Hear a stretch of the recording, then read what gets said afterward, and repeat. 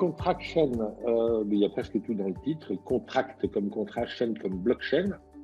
Et donc, notre métier, c'est de fabriquer des contrats à l'aide de la blockchain. Mais on utilise cette technologie qui est destinée à certifier des documents pour les regrouper dans des contrats, de faire des ensembles contractuels de 10, 100 ou 1000 documents qui sont certifiés pour les envoyer à la signature chez l'un et chez l'autre. Il se trouve qu'on adresse le monde de l'immobilier, que les cibles sont multiples.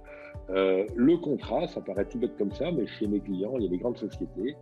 Au travail, au passage, on peut dire que je ne travaille que pour des grands comptes. Et donc, il y a plein de décideurs qui sont un coup le directeur général, un coup le directeur financier, un coup le responsable des marchés, un coup l'opérationnel, un coup l'innovation, un coup tout le monde. Le canal d'acquisition, c'était mon réseau, et en quelques décennies, j'ai eu l'occasion d'empiler quelques clients jusqu'à ce que je perçoive les limites de ce réseau et que je me dise, tiens, est-ce que j'ai pas des chouettes clients à Marseille ou à Montauban? Ben si, bien évidemment.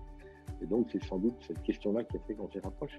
Les limites, à un moment donné, tu as un réseau, il y a 1000, il y a 2000 personnes, mais si c'est 2000, c'est pas 3000, voilà, tout simplement. Je connaissais un peu le monde, mais pas la terre entière, voilà, tout simplement.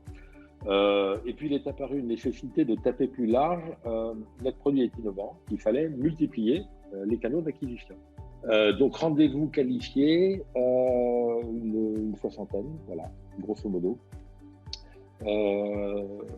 Ça veut dire de l'ordre de un ou deux par semaine. Un bon tiers de rendez-vous qualifiés qui se sont transformés en des commandes. Une petite moitié peut-être de ces rendez-vous dont ce sont des clients actifs et dont je peux penser que dans les mois qui viennent, j'arriverai à conclure avec eux.